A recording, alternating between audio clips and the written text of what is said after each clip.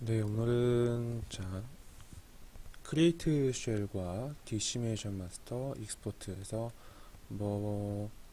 모델링이 끝난 후에 정리하는 방법 있죠. 3D 프린트 자체로 넘기기 위한 방법을 설명을 해드릴 거예요. 일단 FDM 방식 같은 경우에는 보시면 이대로 넘겨도 돼요. 넘겨도 되는데 중요한 건 뭐냐면 서툴이 서툴이 지금 두 개잖아요. 두 개면 얘는 하나의 덩어리로 넘길 수가 없어요. 하나의 파일로. 서툴이 두 개면 파일을 두 개로 넘겨주셔야 돼요. 넘겨주셔야 되는데, 자, 그러면 파일을 하나로 합치는 방법은 뭐였죠? 여기서 보시면 머지 다운 해서 오케이 누르면 서툴이 이렇게 하나로 합쳐지는 게 보여질 거예요. 그죠?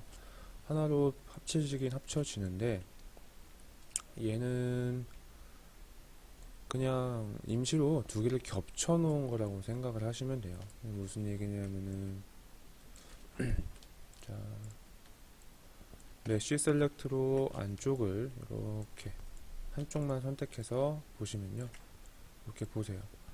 안쪽에 있는 눈의 구조가 남아있죠. 남아있어요. 그렇죠? 자, 이렇게 되면 어떻게 되느냐, 여기 보시면 구조가 안쪽에 남아있단 말이에요. 그러면 3D 프린트, FDM 방식 같은 경우에는 얘네를 출력하려고 했을 때 안쪽에 있는 구조까지 그 모양을 인식을 하려고 한단 말이에요. 그래서 이 데이터 사이가 벌어져요. 이 데이터와 이 데이터의 안쪽 구조까지 인식을 해서 출력을 하려고 하기 때문에 데이터가 벌어진단 말이에요. 그렇죠? 그러면 다이나메쉬 시간에 배우셨던 합집합 다이나메쉬를 통해서 이 두 개를 합쳐 주셔야 되는 거죠. 자, 바로 하시면 돼요. 어차피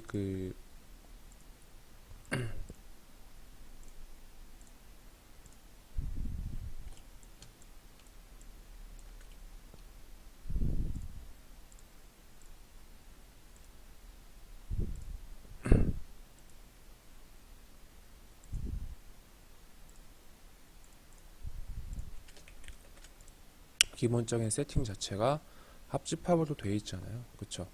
그러면 위에 거 선택하고 머지 다운 누르시면 됐죠? 그 다음에 바로 지오메트리에 있는 다이나메쉬를 통해서, 자, 너무 낮죠?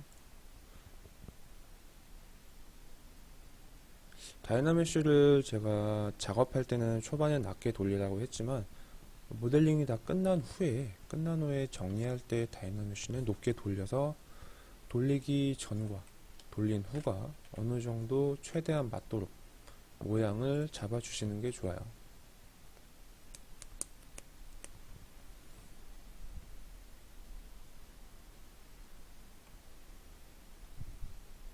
위에 바가 쪼로로 가는 게 보이죠? 이렇게 되도록 해주시고요. 자, 보시면은 어느 정도는 다 맞았는데 이 눈가가 너무까지는 아니지만 조금 무너지는 게 보이셨죠? 그러면 이런 부분들은 돌리기 전에 디플리케이트를 해두시고 그 다음에 돌린 후 거에 이 돌리기 전에 디테일이 살아있는 안쪽 구조가 남아있는 데이터 하나 복사해 놓고 그 이후에 하나를 다이나메쉬를 돌려서 저 했죠? 프로젝트 받을 대상 선택하시고 줄 대상 등 켜주신 다음에 프로젝트를 받으시면 되죠.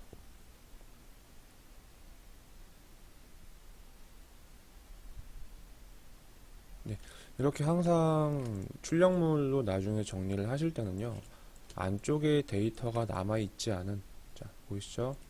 안쪽에 데이터가 남아있지 않은 하나의 덩어리로 만들어 주시는 게 굉장히 중요합니다. 네, 굉장히 중요하시고 꼭 거쳐야 되는 과정이세요. 이 과정이. 그렇게 안 하면 제가 돌리기 전 데이터로 프린터로 넘기시면 그 사이의 경계가 다 벌어져 버리고 쥐파먹은 듯이 들어갈 수가 있다 그랬어요. 헤어도 똑같아요. 헤어 작업 따로 해놓고 그냥 머지 따놓은 다음 다이나믹시 돌리잖아요. 안쪽에 분명 남아있을 거란 헤어도 따로 작업해서 머지 다운하고 바로 넘겨버리면, 프린트 쪽으로 넘겨버리면 그 사이가 안쪽에 구조가 남아있기 때문에 벌어져 버리는, 쥐파먹은 듯이 모양이 나오시게 됩니다. 그래서 항상 출력할 데이터는 머지 다운을 해서 다이나믹시를 돌려서 안쪽에 겹치는 부분들을 이렇게 없애 주셔야 된다 라고 생각을 하시면 돼요.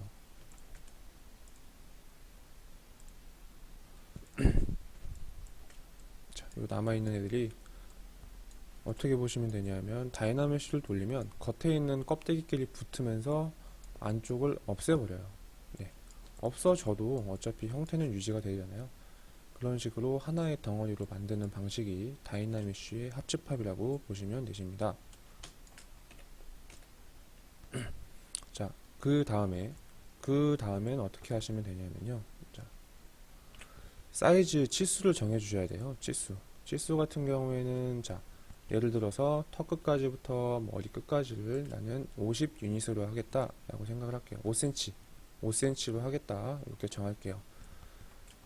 자, 트랜스포즈를, 자, 쉬프트를 꼭 누르셔야 돼요. 쉬프트 누르고 그어야 직선으로 그어주죠. 턱부터 머리 끝까지의 거리를 보시고, 자, 그 다음에 치수는 어딨냐면 좌측 상단에 보시면 치수가 있어요. 치수 보이죠? 치수를 정해줘야 돼요. 지금 보시면 저 같은 경우에는 샘플 데이터이기 때문에 한번 확인을 해봤는데, 자, 1.095 유닛 정도가 돼요. 대충.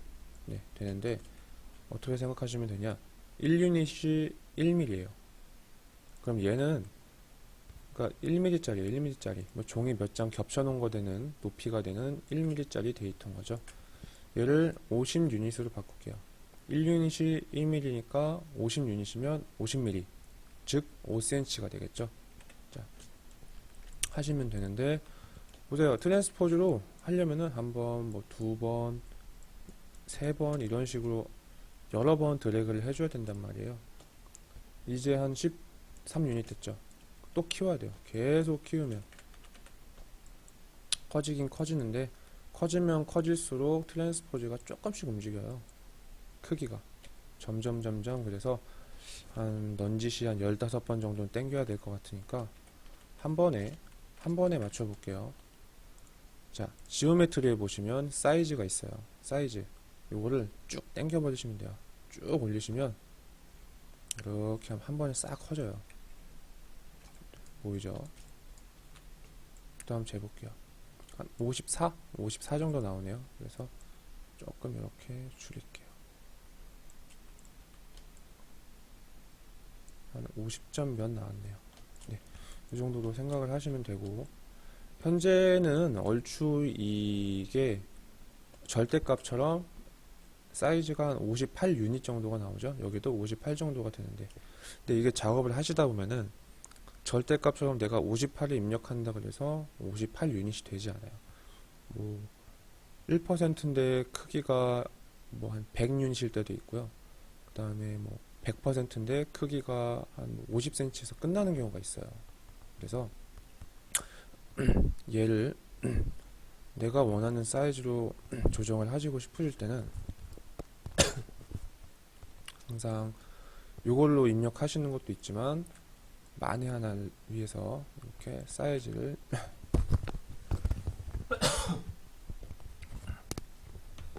재보셔야 된다 라고 생각을 하시면 되세요. 그러면 이제 출력하기 위한 준비, 사이즈 측정과 하나의 덩어리로 합쳐주는 방법 두 개를 배우셨어요. 여기까지 생각을 하시면 되고요. 보통 이 아래는 판판하게 해주시는 게 좋아요. 판판하게. 만약에 이 데이터가 이런 식으로 곡률이 되어 있는 이런 식으로 공률이 되어 있는 데이터예요. 그러면요, 프린트해서 붙일 때 이렇게 바닥에 붙이시게 될 거란 말이에요. 이렇게 붙이게 되면요, 여기가 접촉 면적이 굉장히 좁잖아요. 그쵸? 좁아서 출력을 하다가 특성상 얘가 옆으로 확 쓰러질 수가 있어요. 이렇게 픽 쓰러져 버릴 수가 있단 말이에요. 그렇게 되면은 출력물이 헛돌고 나중에 다음날 갔다 보면 어마어마한 실타래가 남아 있을 거예요. 얘가 나온 게 아니고. 그래서 출력물은 가급적이면 접촉 면적을 넓게 해주시거나 판판하게 해주시는 게 좋아요. 판판하게 해주시는 게 좋은데, 하시는 방법은, 자, 여기 보시면 컨트롤 쉬프트 메쉬 셀렉트 부분에서 슬라이스 커브로 바꿔주시고요. 컨트롤 쉬프트를 누르신 후에 드래그를 쭉 하시면 직선적으로 보여요. 그 다음에 다 누르고 계신 상태에서 스페이스를 누르면 이렇게 이동이 가능하시고요. 그렇죠? 그 다음에 각도 어느 정도 조정하시고요. 쉬프트 누르면 15도 각도로 5도 각도로 꺾이고, 쉬프트 떼시면 이렇게 1도 각도로 해서 조정이 돼요. 그래서 어느 정도 살짝 뒤쪽이 높도록 탁 한번 해주시고요. 자, 됐죠? 이렇게 하시면은 얘와 얘가 폴리그룹이 나눠져요. 그래서 얘를 뜯어버릴 거예요. 그 다음에 진행을 하실 건데, 자, 여기 보시면 슬라이스 커브를 하시기 전에 제일 중요한 게 뭐냐면요, 얘는 폴리그룹을 나눠주는 거란 말이에요. 직선적으로. 근데 보시면 만에 하나 이렇게 폴리그룹이 이렇게 하나의 서툴 안에서 나눠져 있을 경우가 있어요. 그러면은 이렇게 뜯어서 폴리그룹을 위에 쪽과 아래 쪽을 나눈 후에 여기서 그룹 스플릿으로 뜯으면 얘도 떨어지겠죠. 얘도 떨어집니다. 그룹 스플릿, 폴리그룹이 나눠진 데이터들을 뜯어주겠다, 그런 거라서 뜯게 되면 오케이, 아래쪽은 잘 뜯어졌지만 여기 또 같이 떨어져 버려요. 그렇죠? 그럼 얘는 분명 문제가 되시겠죠. 여기 있잖아요, 여기. 그렇죠? 그래서 항상 이 슬라이스 커브를 하시기 전에는요, 자, 폴리그룹에서 그룹 비저블로 정확하게 폴리그룹을 이렇게 하나로 합쳐 주시고, 그 다음에 서툴에서 슬라이스 커브를 다시 꼭 해주셔야 돼요. 꼭 해주셔야 돼요. 자, 클릭 됐죠? 슬라이스 커브 하니까 폴리그룹이 나눠졌어요. 그쵸? 여기서 그룹 스플릿으로 뜯고, 그 다음에 필요 없죠? 아래 거 지우고, 얘로 해서 바닥에 이런 식으로 붙여서 출력을 하시게 됩니다. 이런 식으로 해서 출력을 하시게 될 거고요. 그러면 뭐 이렇게 뒤집어서 하거나 이렇게 눕혀서 해도 되지 않느냐 하시는 분도 있을 수 있는데요. 접촉 면적은 넓지만 이 곡률이 바다 쪽에 있으시게 되면요, 여기가 서포트라는 게 차서 굉장히 지저분해집니다. 어마무시하게 지저분해져요. 그래서 가급적이면 출력하는 것들은, 자, 다음에도 설명을 해드리겠지만, 이렇게 바닥면을 가급적이면 평평하게 해서 출력을 하시는 게 제일 안전하세요. 네. 이렇게 됐죠? 이렇게 되시는 건데, 여기 보시면 구멍이 뚫렸어요. 그쵸? 구멍이 뚫렸죠? 구멍이 뚫린 거는 왜 그런 거냐면은 덩어리를 반으로 쪼개서 뜯었으니 안쪽이 비는 게 당연하겠죠. 자, 이런 것들은, 자, 지오메트리에 있는 모디파이 토폴로지에서 클로즈홀을 통해서 이렇게 메꿔주세요. 자, 메꿔졌죠? 클로즈홀로 메꿔졌는데, 자, 이렇게 하시게 되면은 얘가 정확하게 이렇게 붙어서 출력이 되게 됩니다. 네. 그럼 왜 살짝 이렇게 직선으로 긋지 않고 사선으로 뒤쪽이 높게 그려있느냐? 서포트라는 게 기기에서 인식할 때 각도가 이 바닥면으로부터 낮으면 각도가 더 적으면 적을수록 각도가 더 낮으면 낮을수록 서포트가 붙어요. 그래서 의도적으로 서포터 붙는 부분을 최소화하기 위해서 이런 식으로 돌리게 되면 이 각도가 이렇게 높아지죠. 네, 각도가 이런 식으로 됩니다. 그렇게 되면은 닿는 서포트를 최소화하실 수가 있어요. 그래서 가급적이면 얘를 어떤 데이터든 간에 직선으로 세워주시는 게 제일 잘 나옵니다. 제일 잘 나와요. 네. 이렇게 생각하시면 되고요. 그러면 내가 조형을 하고 나서 자 사이즈 맞추고 그 다음에 슬라이스 커브를 이용해서 바닥면을 평평하게 만들어주고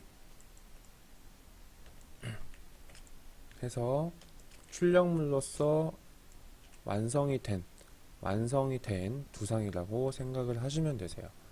자, 여기까지가 출력물을 위한 G브러쉬에서 뒷정리라고 생각을 하시면 돼요. 자, 여기까지 우선 해보시겠습니다.